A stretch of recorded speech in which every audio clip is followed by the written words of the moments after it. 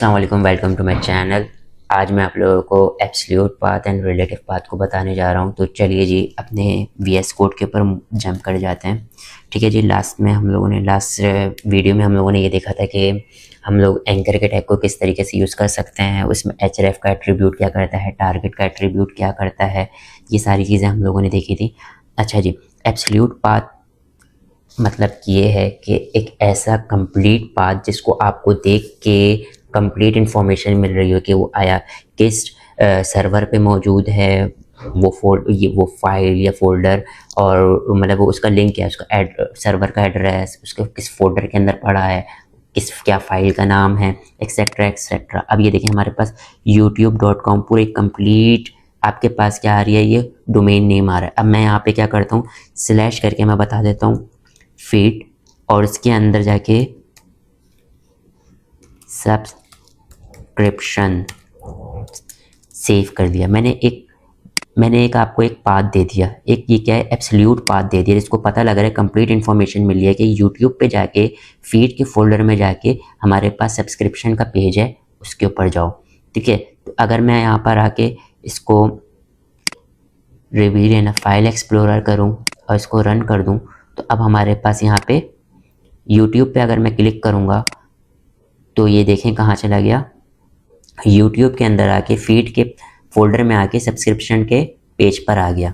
और अब यहाँ पर आके उसके सारे जो है वो स्पोर्ट्स के, म्यूज़िक के, इस तरीके से वो सारे कैटेगरी वाइज सारे जो उनके टॉप चैनल्स हैं उनका बता रहा है। ठीक है जी, तो यहाँ पर हम आ गए। इसी तरीके से ये हमारे पास क्या था, एक एब्सोल्यूट पाथ। अब हमारे पास रिलेटिव पाथ क्या होता है, ऐसा पाथ जो हमारे हमारे इंटरनल फाइल्स एंड फोल्डर का हिस्सा हो, ऐसा पाथ वो हमारे पास क्या कहलाता है, एब्सोल्यूट रिलेटिव पाथ कहलाता है। ठीक है जी, फॉर एग्जांपल अभी अगर आप यहाँ पे राइट साइड में देखें तो हमारे पास एक पेजेस नाम का फोल्डर है, और उसी की लाइन में फॉर्मेटिंग का HTML का पेज पड़ा रखा हुआ है, इंडेक्स का रखा हुआ है, लिस्ट का रखा हुआ है। अब अगर मैं इसको एक्सपेंड करूं तो इसके अंदर क्या है, एक एडमिन नाम का फोल्डर है और सैम्पल का एक पेज रखा हुआ है HTML का। ये देखें, इस लाइन को चेक करें।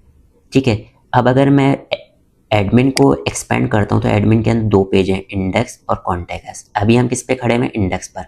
अगर मैंने कॉन्टैक्ट पे जाना है तो मैं यहाँ पे लिखता हूँ एंकर, और यहाँ पे क्या लिख दूंगा, कॉन्टैक्ट। ठीक है, जो टेक्स्ट हमारे पास आउटपुट पे नज़र आ रहा होगा, और यहाँ पे लिख देता हूँ contact.html। ठीक है, तो अब अगर मैं आप लोगों को दिखाऊं कि ये वाला जो पाथ है इसमें और इसमें, तो आप लोग देख के समझ सकते हैं कि ये हमारे पास क्या है, कंप्लीट पाथ किसी भी चीज़ का वो हमारे पास क्या कहलाएगा, एब्सोल्यूट पाथ।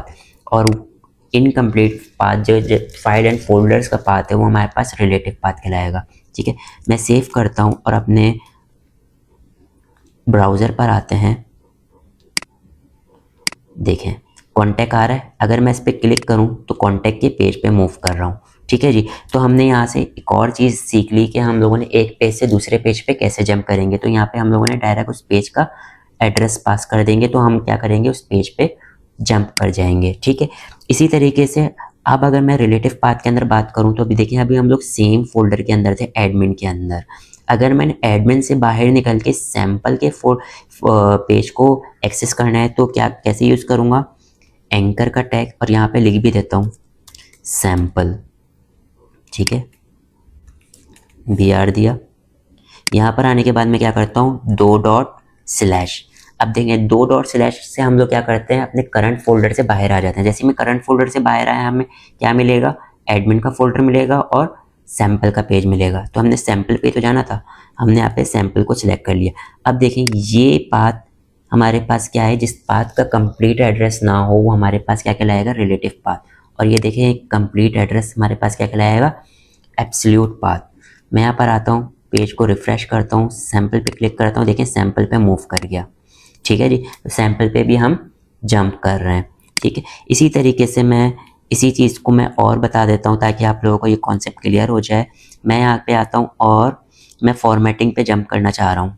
ठीक है, फॉर्मेटिंग फॉर्मेटिंग वाला जो पेज है हमारे पास, हम उस पर जंप करना चाह रहे हैं, लेकिन वो पड़ा हुआ कहाँ है, हमारे फोल्डर से बाहर, और एक 2 फोल्डर से बाहर पड़ा हुआ है। मैं यहाँ पे एक फोल्डर से बाहर आता हूँ, तो हम जब एक फोल्डर से बाहर आए तो हमें क्या क्या मिला, एडमिन का फोल्डर मिला और सैम्पल का पेज मिला।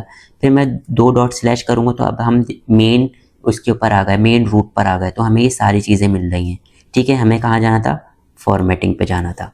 सेव किया, और अगर मैं यहाँ पर आकर रिफ़्रेश करूँ तो हमारे पास फॉर्मेटिंग का भी पेज लिंक आ रहा है, जिस पे क्लिक करने पे हम फॉर्मेटिंग के पेज पर जंप कर जा रहे हैं। ठीक है जी, तो हमने यहाँ से देखा कि हमारे पास एब्सोल्यूट पाथ क्या होता है, रिलेटिव पाथ क्या होता है, और अगर हम लोगों ने एक पेज से दूसरे पेज पे जंप करना है तो किस तरीके से जंप करेंगे, और अगर हम लोगों ने पाथ पास करना है, रिलेटिव पाथ पास करना है जो कि हमारे फोल्डर से बाहर पड़ा हुआ है, तो हम उसको किस तरीके से लिंक कर सकते हैं, वगैरह वगैरह। ठीक है जी, तो मिलते हैं नेक्स्ट वीडियो में, जिसमें हम ये सीखेंगे कि अगर कोई टेक्स्ट लिखा हुआ है, कोई लिंक है, उसके क्लिक करने के ऊपर हम कंपोज बॉक्स वाली जो विंडो होती है ईमेल की, वो किस तरीके से ओपन कर सकते हैं। ठीक है जी, अल्लाह हाफिज़।